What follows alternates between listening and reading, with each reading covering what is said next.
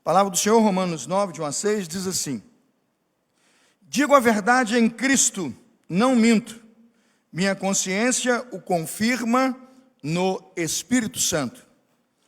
Tenho grande tristeza e constante angústia em meu coração, pois eu até desejaria ser amaldiçoado e separado de Cristo por amor de meus irmãos, os de minha raça, o povo de Israel.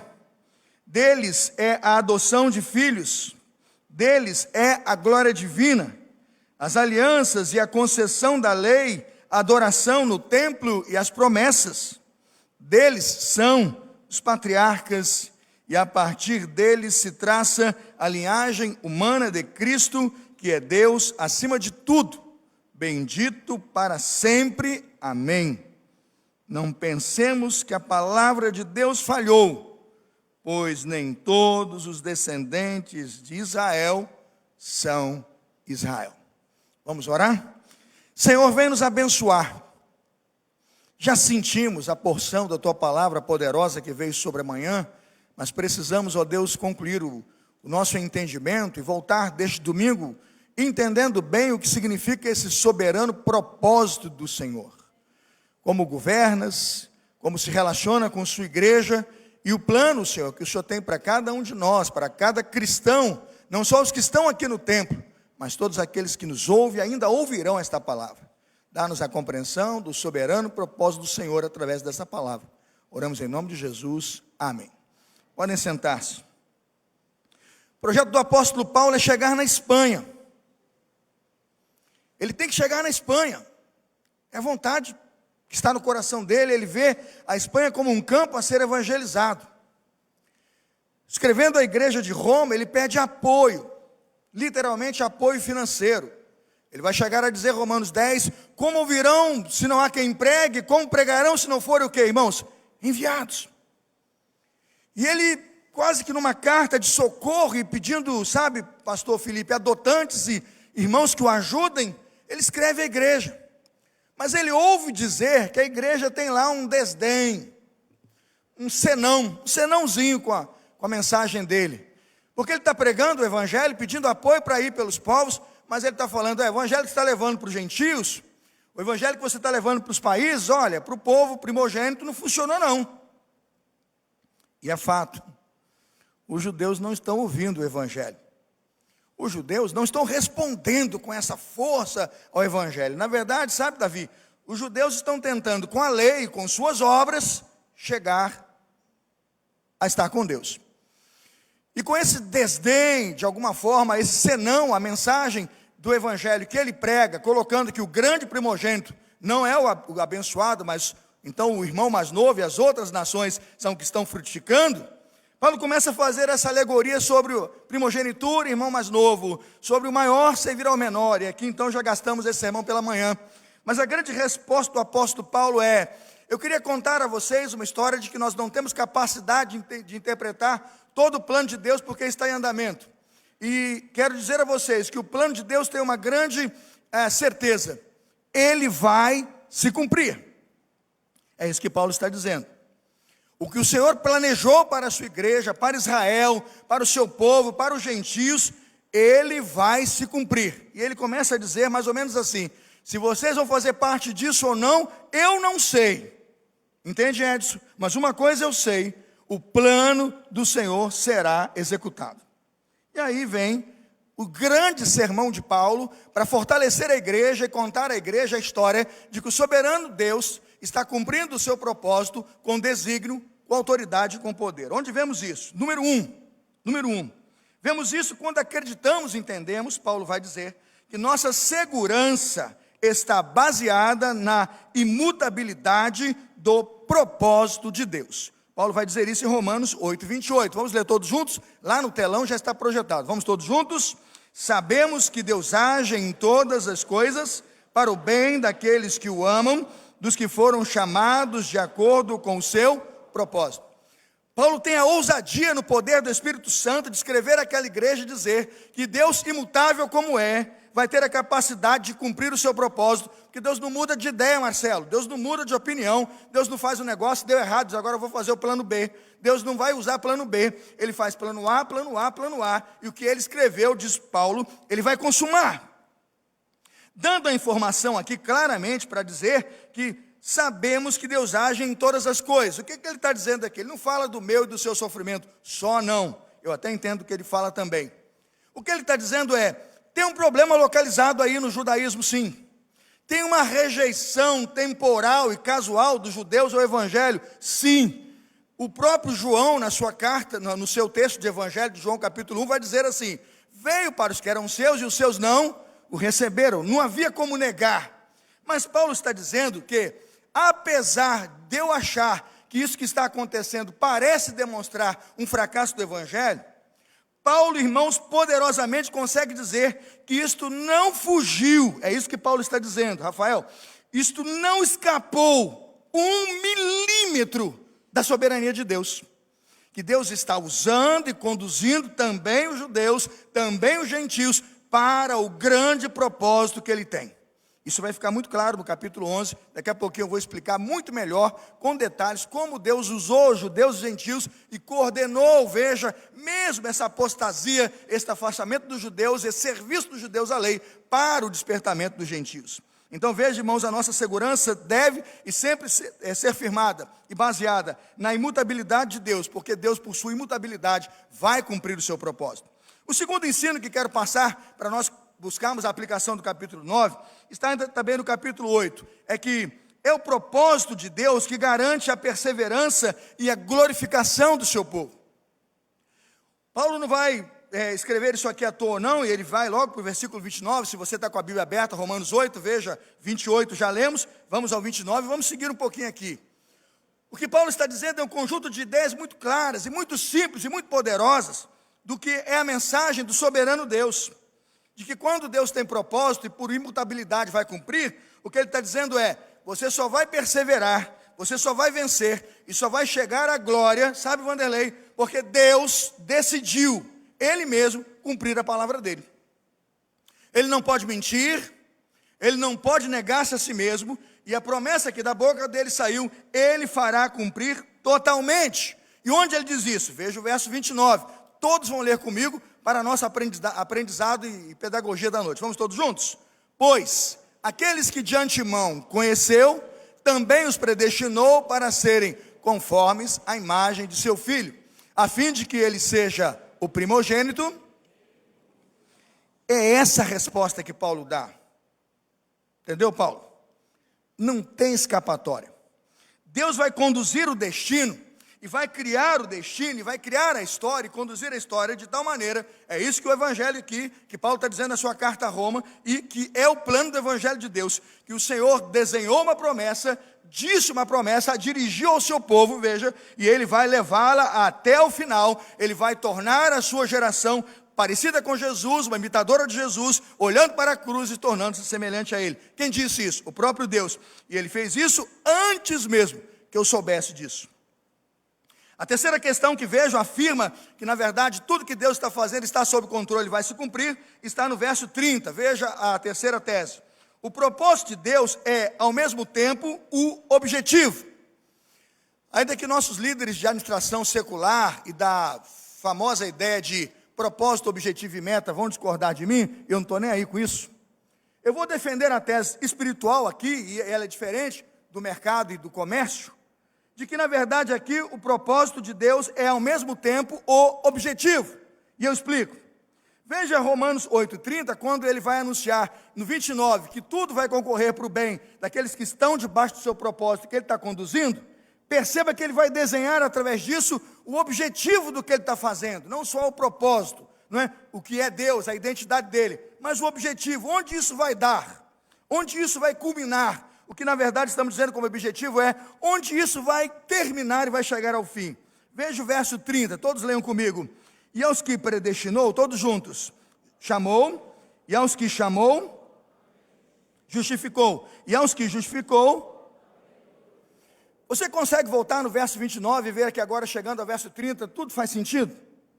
Não são ideias isoladas, é um projeto muito bem desenhado, é como aquele bom pedagogo, né, Verônica, que sabe fazer um projeto de aula e diz, tem cabeça, tronco e membros, tem começo, meio e fim, IDC, introdução, desenvolvimento, conclusão. Não é um negócio solto, não. O Senhor não está brincando de ser Deus, Ele não está brincando, dizendo, eu estou brincando de gerente do universo. Não, Ele está dizendo, eu estou cumprindo a minha vontade. Eu estou colocando em ação os meus desígnios. E Paulo afirma isso com poder. Por quê? Para Paulo, o propósito de Deus está diretamente relacionado com quem Deus é. O propósito de Deus, na verdade, irmãos, é o reflexo que nós vemos de sua identidade. O propósito de Deus diz respeito, de fato, a quem Deus é. Revela, na verdade, a intenção total e final do seu plano. Quando penso em objetivo, o que é que eu creio? O objetivo será e é uma descrição mais específica de onde o propósito vai dar, de onde ele vai nos levar, de onde ele culmina. E tudo isso Deus faz dizendo no versículo 30, também glorificou. Não vai terminar no inferno, não vai acabar a sua igreja jogada num poço, num largo de enxofre, lama, não. O que ele está dizendo é que a sua igreja, aos santos que Cristo morreu por ela e foram convocados na salvação, eles vão terminar, Eliseu, na glória de Deus. Diga o homem o que quiser, levante-se fascismo, comunismo, levante-se o que quiser, levante principado e potestade, vai cair, porque o Senhor está dizendo que o plano dele termina na glória, e ninguém mudará uma vírgula do poder de Deus na história. Isso é muito poderoso. Nós não podemos olhar para um texto desse e vivemos numa igreja como se o nosso evangelho fosse um negócio assim raso, sabe, Luciana? Simples, vazio. Não, é a história da igreja. E ela vem, irmãos, desde o dia em que Adão cometeu aquele pecado e aquela queda, em que o próprio Deus diz, fica tranquilo, eu volto da cruz, eu visito você para dizer, vou pisar a cabeça da serpente. O que ele está dizendo é que há um propósito, sim, mas que o objetivo está muito claro no final, onde vai dar na glória de Deus, sobre a vida, sobre a igreja e todo aquele que nele crê. Eu creio sim, irmãos, e creio mesmo, que esse objetivo está sendo cumprido, e que nossa igreja caminha para a glorificação do Senhor. Mas há um quarto aspecto que eu quero colocar aqui, porque vejo o plano soberano de Deus em andamento pleno e funcionando, e a sua igreja caminhando para a glorificação do Senhor. Quarto argumento: tudo o que Deus se propôs a fazer necessariamente será efetuado. É absolutamente seguro confiar em Deus, por quê? Pois Ele levará a efeito o seu propósito. Como eu creio que tudo que Deus se propôs a fazer, irmãos, vai ser efetuado. Por que eu estou dizendo isso? Porque ele disse, não passará nem o jota, nem o quê? Nem um tio, sem que tudo o quê? Seja cumprido. Não é isso, Adão? É isso mesmo. E não foi o pastor, não é um vendilhão de ideias, não é um filósofo moderno, alguém que vai passar, é aquele que não passa e jamais passará, e que disse, as minhas palavras jamais o quê? Passarão. Quando vejo Paulo defendendo esse evangelho ante a igreja de Roma, que vem com algum senão, dizendo, há uns judeus aí, privilegiados, que foram primogênitos e que não querem nada com o Senhor. Essa gente desviada não vai fazer falsa sua tese, não?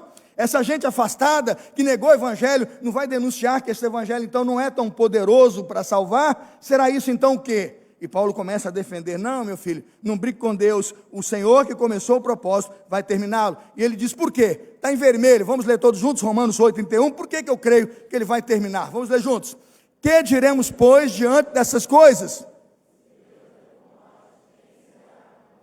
Meu irmão, comigo ninguém pode. Eu não estou falando daquela planta que você bota supersticiosa na sua casa, não. Eu estou falando de Deus. Regina, esse é o nosso Deus. Que diremos, pois, diante de tudo que ouvimos? Depois de ler do versículo 29 até o versículo 31, ele está dizendo, você leu isso tudo, o que você faz com isso? Vamos, finalzinho, todos juntos. Se Deus é por nós, sabe, irmãos, isso tem que virar camiseta, tem que virar banner de carro, tem que virar boné, bottom, sabe, chaveiro. Se Deus é por nós, quem será contra nós? Esta é a mensagem da igreja. Esta é a ação de um Deus poderoso que, desenhando um plano salvífico de resgatar Israel, de salvar a sua nação e de edificar, ele diz: eu edificarei a minha igreja. Eu não vou falhar, porque comigo o quê? Ninguém pode. Não há uma guerra do arcanjo com o anjo e pode lá o mal sair vencedor. Não tem essa conversa com Deus. Eles brigam aqui, nós nos rachamos aqui, temos batalhas e derrotas aqui, mas a guerra do Senhor, a batalha do Senhor, o projeto do Senhor é vencido, porque Deus é vitorioso. O apóstolo Paulo não abre um precedente para a igreja, para o cristão duvidar de sua fé e duvidar da ação de Deus, da intervenção de Deus na história, irmãos. Que coisa linda, agindo Deus, quem impedirá? De onde Paulo empresta isso? Eu vou para o meu quinto argumento. Não há nada e nem ninguém, irmãos, nada e nem ninguém que possa impedi-lo de cumprir o seu propósito. Eu empresto o que o apóstolo Paulo emprestou de Isaías 43, as palavras do profeta. Isaías 43, 13. Vamos ler todos juntos? Olha de onde Paulo pegou a expressão, né, agindo Deus quem impedirá. Vamos lá? E ninguém há que possa fazer escapar das minhas mãos, agindo eu. Isso não é uma invenção da cabeça do apóstolo Paulo. Alguém poderia dizer que é o delírio de um judeu apaixonado pelo seu povo, que era na verdade o sonho de um homem que foi picado por cobra, teve, não é, naufrágios. A gente falou aqui de manhã, não é, tantas coisas que ele sofreu. Alguém diria: esse homem está delirando. Não, ele está apresentando um Deus que se apresentou e se revelou para ele. Esse texto, irmãos, estava escrito antes de Paulo ter toda essa experiência e antes mesmo dele pensar, sonhar e escrever essa carta a Roma. Esse texto foi dado ao profeta Jeremias na direção do povo do Senhor. Agindo eu, agindo as minhas mãos, quem o quê? Quem impedirá? O que na verdade Paulo está dizendo é que as escolhas e decisões de Deus são fruto, irmãos, da sua presciência. Tudo que Deus faz e decide, faz em presciência. Deus se permite decidir, dar sentenças, escolher, julgar e governar, porque Ele sabe de tudo, muito antes do que qualquer coisa vai acontecer. Romanos 8, 29 diz assim: Deus sabe tudo de antemão, Deus sabe de tudo com antecedência. Uma outra coisa que Paulo compreendeu na teologia do relacionamento com Deus é que a onipotência de Deus nos garante que Ele tem todo o poder de cumprir e realizar tudo aquilo que Ele, Deus, prometeu, simplesmente porque Ele é presciente, mas também porque Ele é onipotente. Eu me lembro de Jó, quando ele olhou para a história dele, para os filhos dele que morreram, para as casas que caíram, para o desabamento, para a perda da fazenda e tudo que veio como desgraça, e para os amigos que apontaram o dedo e humilharam, mais ou menos como estão fazendo com Paulo. Você está pregando o evangelho, mas ele não funciona nem para os judeus. Está trazendo uma mensagem que não ganha nem o seu próprio povo. Que é isso, Paulo? Vai continuar pregando essa mensagem? Vai continuar levando esse sermão? É como Jó, ouvindo dos seus amigos: olha aí, você serviu esse Deus bondoso, você amou esse Deus, e ele está aí, ó, marreta em você. Agora veja quando Jó se entregou ao Senhor e entendeu que Deus tem planos. Abra comigo Jó 42 e passei um pouquinho nesse texto comigo. Jó 42, a partir do verso 1, irmãos. Jó vai olhar para o seu sofrimento, para a sua dor, e vai interpretar o Senhor como Paulo interpretou a igreja de Roma.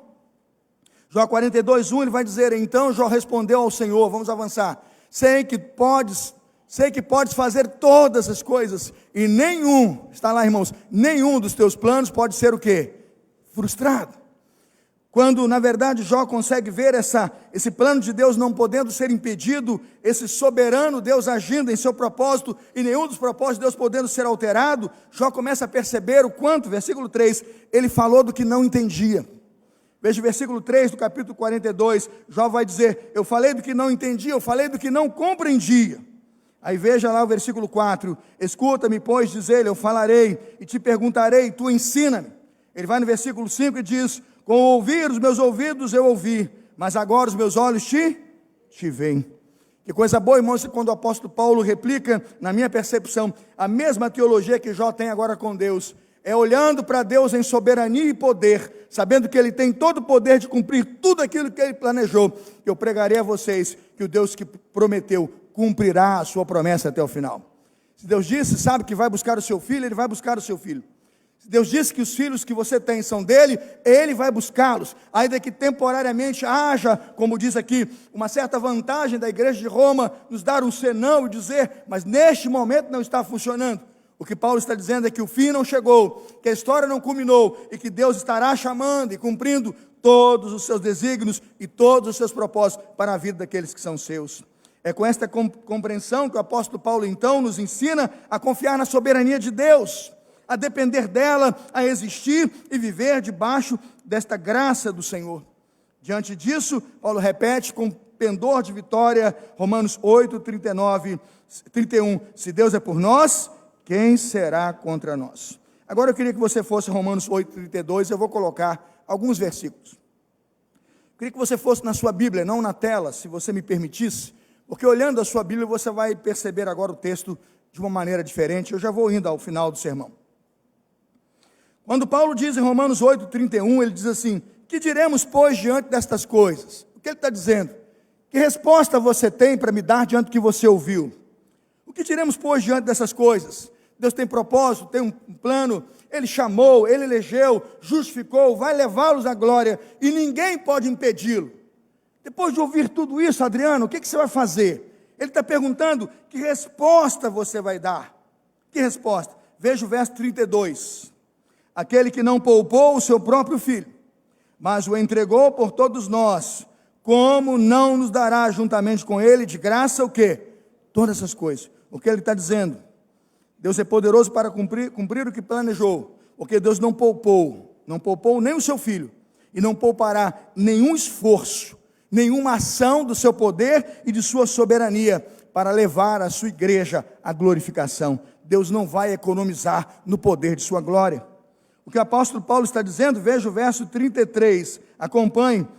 Quem fará alguma acusação contra os escolhidos de Deus? Romanos 8, 33. É Deus quem nos o quê?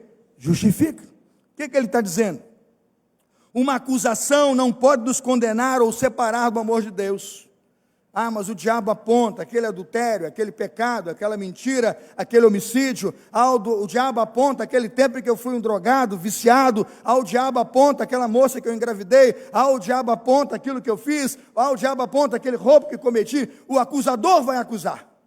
Mas quando olhamos para a cruz, o Evangelho é poderoso a dizer a você nessa noite: quem fará acusação contra os escolhidos de Deus? Não é o diabo quem justifica, ele acusa, é Deus que justifica. 34, irmãos, ele diz: quem os condenará? Primeiro a acusação, depois a condenação. A pergunta é: quem os condenará? Veja o que ele diz: foi Cristo Jesus que morreu, mas ressuscitou, está à direita de Deus e também o quê? Intercede por nós. Veja o 35, a acusação, a condenação e aí então a separação definitiva de Deus. Ele diz: não, quem nos separará do amor de Cristo? Vai falhar Jesus? Vai falhar o Evangelho? A acusação tem poder de romper a sua relação com Deus? Será destruída? Não, não. Será a tribulação? Versículo 35, a angústia, a perseguição, a fome, a nudez, o perigo, a espada? Irmãos, não. Romanos 8, 36, como está escrito: por amor de ti enfrentamos a morte todos os dias, somos considerados como ovelhas destinadas ao matadouro. Vamos ler juntos o 37, todos.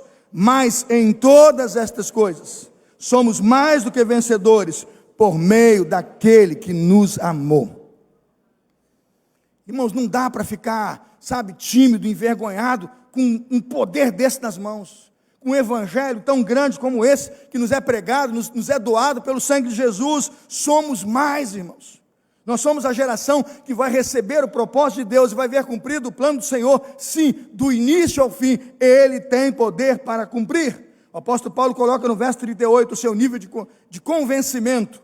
Romanos 8, 38. Pois estou convencido de que nem a morte, nem a vida, nem os anjos, nem demônios, nem o presente, nem futuro, nem qualquer poderes, nem altura, profundidade ou qualquer outra coisa na criação nos pode o que, irmãos? Separar do amor de Deus que está em Cristo Jesus, nosso Senhor. É isso que significa. Agindo Deus, quem impedirá? Se Deus é por nós, quem será contra nós? Aqueles que Ele chamou de antemão, Ele justificou e Ele já glorificou, porque Ele disse, Ele faz, Ele tem poder para fazer. Eu gosto dessa ideia do que o apóstolo Paulo passa à igreja de Roma, de que Deus está no firme propósito, com solidez de propósito, manter a sua palavra e levar o plano dele até o final. É isso que ele diz em Romanos 9:11. Ele diz assim: para que o propósito de Deus, segundo a eleição dos que são seus, fique firme. Romanos 9:11. Para que o propósito de Deus, segundo a eleição, e aqui a doutrina é a eleição mesmo, ficasse firme, sólida, não vai mudar, porque Deus é imutável. Por que então dependemos de Deus e totalmente de Deus para ver esse propósito e plano do Senhor cumprido das nossas vidas? Porque nada depende de nós e tudo então, neste caso, depende do Senhor. Porque a Escritura diz que somente Deus pode fazer a escolha certa, somente Deus tem o poder de tomar as decisões certas, e somente Deus tem o poder e autoridade para não só decidir e escolher, mas para fazer cumprir, proteger e guardar todo o projeto dele, do princípio ao fim, do começo até o final. Volte comigo a Romanos 9:7, agora vamos à conclusão da mensagem desta noite. Onde começamos é onde vamos terminar. Romanos 9:7. Romanos capítulo 9, verso 7, onde começamos é onde vamos terminar. A Bíblia diz assim, Romanos 9:7. Nem por serem descendentes de Abraão passaram todos a ser filhos de Abraão. Pelo contrário, por meio de Isaque, a sua descendência será o quê? Considerada. Noutras palavras, não são os filhos naturais que são filhos de Deus, mas os filhos o quê? Da promessa. Esses filhos da promessa é que são considerados descendência de Abraão. Pois assim que a promessa foi feita, no tempo devido, diz a Escritura, virei novamente e Sara terá um filho. O que Deus está dizendo aqui? A mesma coisa que eu disse de manhã. Havia um homem com primogenitura chamado Esaú. Havia um homem com direitos de liderar e governar e ser abençoado pelo seu pai, tal como Esaú. Mas o Senhor tirou-lhe o direito de primogenitura e entregou a Jacó. Quando agora vejo a segunda paralela do texto, nós temos na verdade a mesma coisa com dois filhos distintos. Dois filhos distintos. Isaque, o filho da promessa de quem, irmãos? Abraão. Mas também temos Ismael, o filho de Abraão, com quem? Com Agar. No caso, irmãos, de Jacó, o filho vem do mesmo ventre, são gêmeos.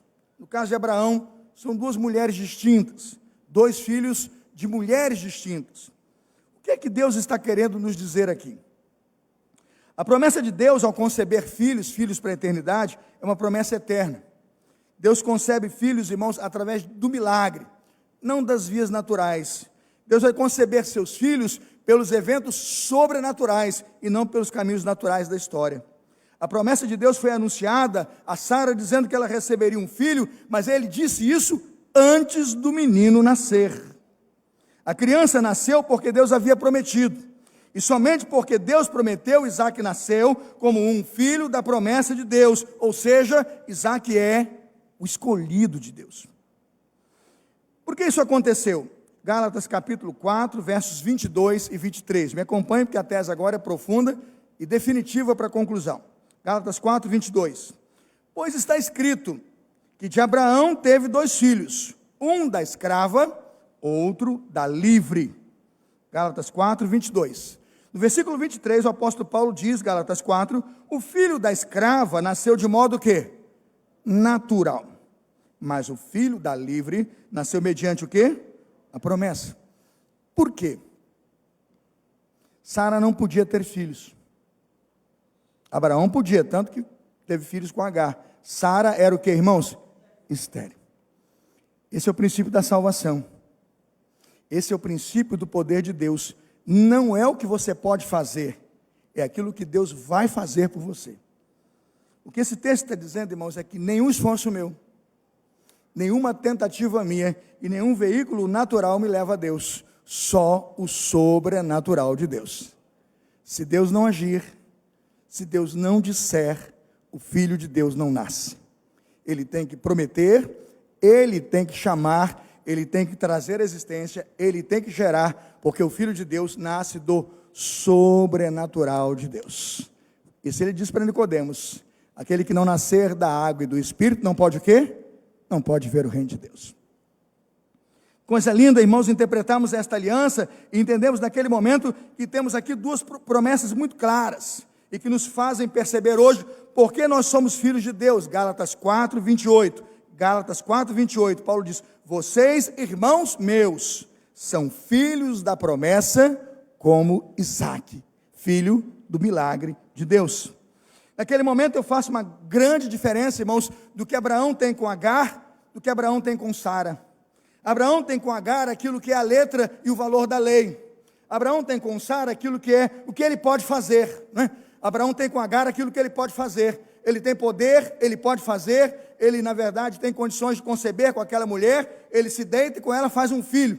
Isso é como se o homem dissesse: eu vou chegar a Deus pelos caminhos que eu posso produzir, eu vou chegar a Deus pelas maneiras que eu posso conceber, eu vou chegar a Deus botando uma joelheira, subindo uma escada, eu vou chegar a Deus botando uma cruz no meu ombro e andando quilômetros, eu vou chegar a Deus acendendo velas, eu vou chegar a Deus comprando pacote de sal, eu vou chegar a Deus comprando rosa ungida, eu vou chegar a Deus comprando toalhinha, eu vou chegar a Deus, e é o homem com Abraão e Agar.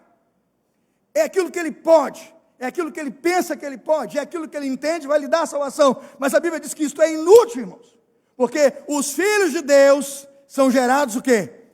Pela promessa de Deus. Isso muda tudo. E Deus só tem um lugar onde Ele vai cumprir e vai honrar a sua promessa. E Ele só tem um lugar onde Ele está operando com poder e com milagre. Veja comigo Romanos capítulo 9, verso 30. Por favor, entenda agora a conclusão. Romanos 9, 30. Vamos até 33. Que preciosa a conclusão, espetacular o evangelho que Paulo nos ensina ao nos mostrar. Nós não podemos ser como Abraão e Agar, com o nosso esforço, com a nossa letra, com a nossa lei, com nossas obras. Nós vamos à cruz, nós somos da cruz, e nós vamos àquela que não podendo ter filhos, vai gerar filhos por um milagre. Veja que o próprio Jesus, irmãos, nasce por uma intervenção sobrenatural de quem? Do Espírito Santo. Ah, irmãos, a Virgem Maria não tem a relação sexual com o homem, porque Deus precisa mostrar, e o tempo todo mostrar, que os filhos dele são gerados aonde, irmãos? No sobrenatural. Não haverá nenhuma ação do homem, nenhuma intenção do homem que poderá levá-lo à paternidade e à identidade com Deus. Romanos 9:30 diz assim o apóstolo Paulo: que diremos então? Os gentios que não buscavam a justiça a obtiveram uma justiça que vem pela fé? É isso mesmo. Eliseu, eles que não buscaram alcançaram, eles que não trabalharam receberam. Eles que não estão na primogenitura, sabe, na letra dizendo, é Esaú prometido, é Esaú primogênito, é esse que recebeu. Essa gente é como Jacó, não tem direito, mas vai receber. Não fez nada para merecer, mas agora ganha. Este é o evangelho de Deus aos homens. Romanos 9:31, mas Israel, esse que buscava uma lei que trouxesse justiça, esse o quê? Não alcançou. Busca, Natanael, justificação própria, busca produzir um filho pela sua humanidade, pelo seu poder, pelo seu potencial, não vai chegar a Deus.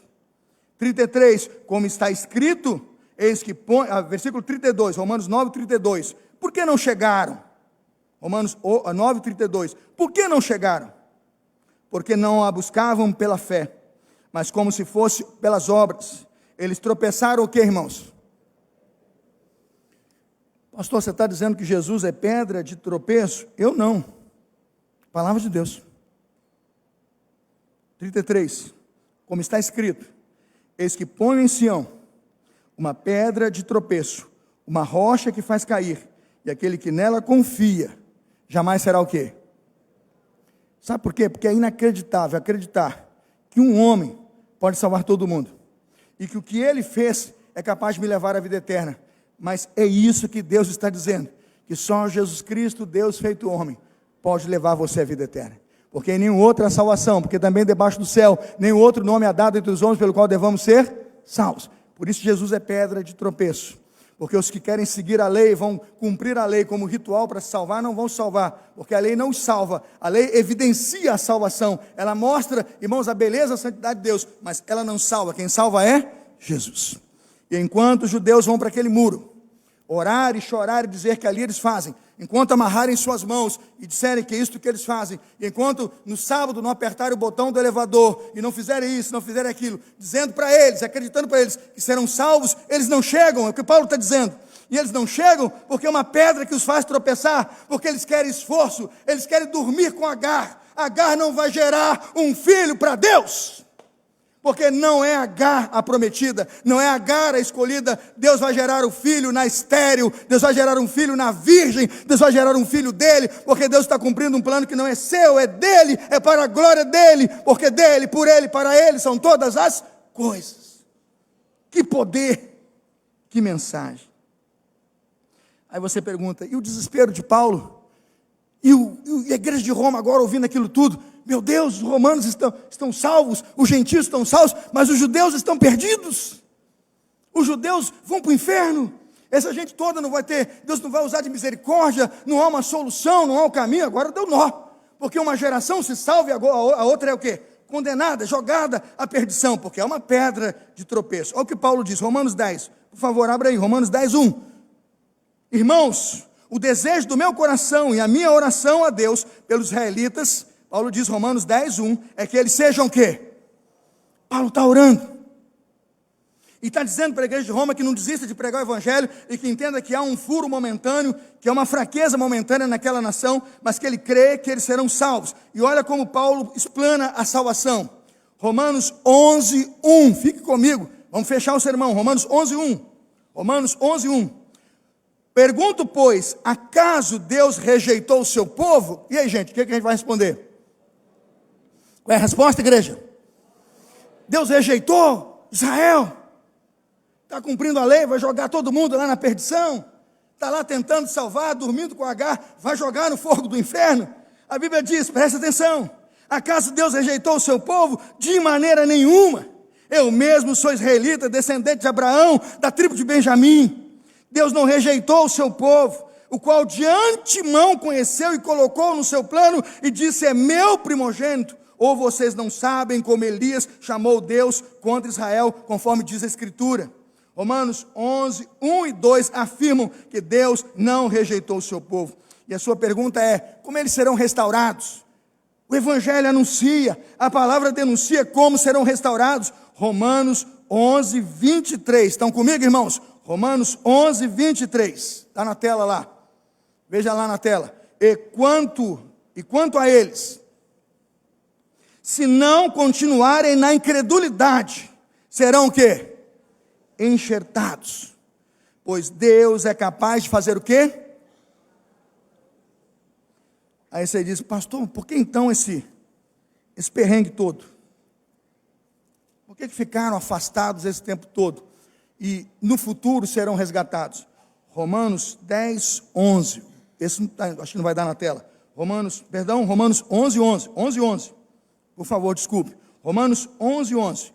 Por que então?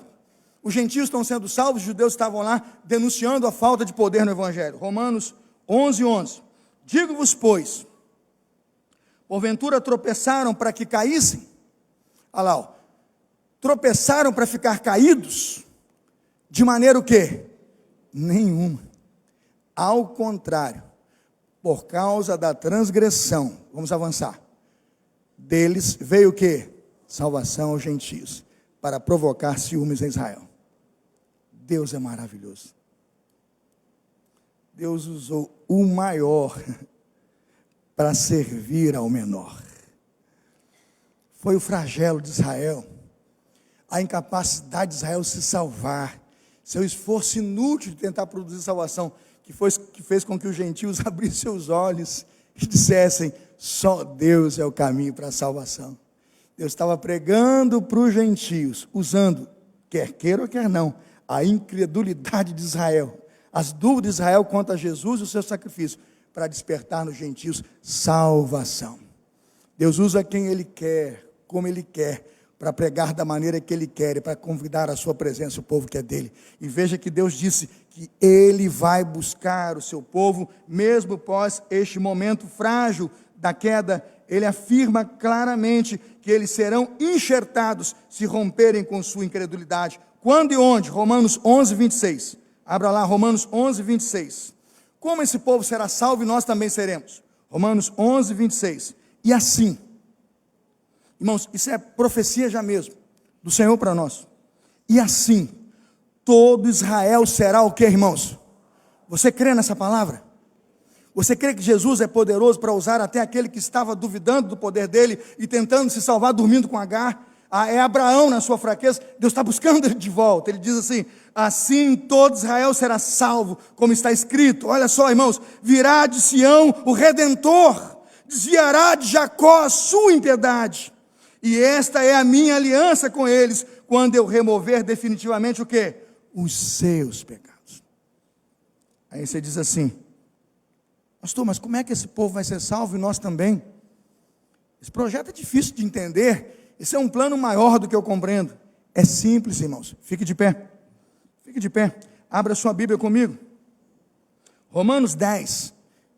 Pega no versículo 8, vamos terminar como a gente terminou de manhã. A Bíblia é assim, tem que ser lida. A Bíblia é assim, tem que ser experimentada. A palavra é assim, tem que ser sentida e compreendida. E vamos terminar lendo a Bíblia. Romanos 10, 8. Acompanhe.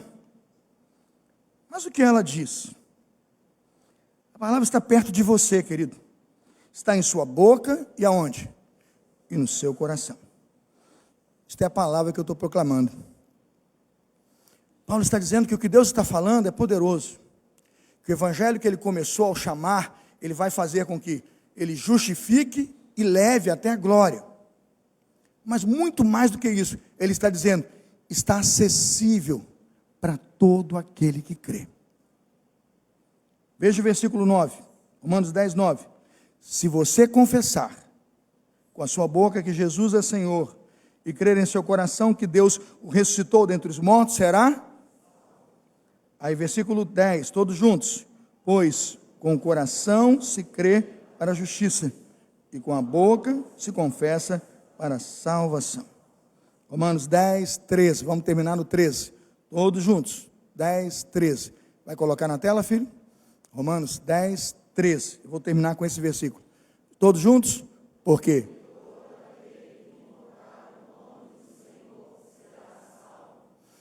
Deus não quer ver seus filhos no inferno. Não poupou seu único filho para salvar todo aquele que nele crê e lhe doar a vida eterna. Você só precisa confessar com sua boca e crer com o coração. Você pode ser judeu, você pode ser gentio. Você pode estar numa fase de grande santificação e edificação, ou pode estar numa fase de esfriamento. O que eu estou dizendo é que Deus não poupará esforços para buscar você. Basta que você confesse com sua boca que aquele Jesus Cristo pagou o preço de sangue para que você seja salvo. Amém? Fecha teus olhos, vamos orar. Vamos orar. Senhor, obrigado por esta palavra. Eu não posso duvidar que o Senhor está aqui. Como eu creio, Deus, que depois de uma hora de exposição bíblica nessa noite, a sua igreja entendeu o mais precioso e poderoso dos evangelhos, o evangelho da graça de Jesus. Obrigado, Deus, porque o Senhor tem salvado gerações, tem chamado de Abraão, ó Deus, de Isaac, de Jacó, até o pastor Carlos Elias, a sua presença. Mas é preciso crer com o coração, confiar e depositar a sua vida, a justiça que Cristo fez lá na cruz do Calvário. Ele se entregou, Ele pagou o preço, Ele quitou a dívida em nosso lugar. Eu te louvo, Senhor, porque assim como o Senhor não desistiu dos judeus, Romanos 11, 1, o Senhor não desistiu, o Senhor não desiste de nós. Por isso eu peço agora que Teu Santo Espírito venha buscar aqueles que porventura desistiram do Senhor. Vem buscar aqueles que estão frios, Senhor. Vem buscar aqueles que estão afastados. Vem buscar aqueles que estão desanimados. Chama para perto, Senhor. Chama com a tua voz poderosa e diz: filho meu, eu não poupei esforços para trazer você de volta. E nessa noite, ó Deus, enquanto cantamos esta canção, Teu Espírito Santo flua nesse lugar. E se alguém está entre nós e ainda não tem o penhor da salvação, não recebeu o selo da graça salvadora, não confessou com sua boca, ainda não creu com o coração, que seja hoje o tempo oportuno dessa vida preciosa se entregar a Jesus. O Senhor Jesus escreve sim o seu nome no livro da vida.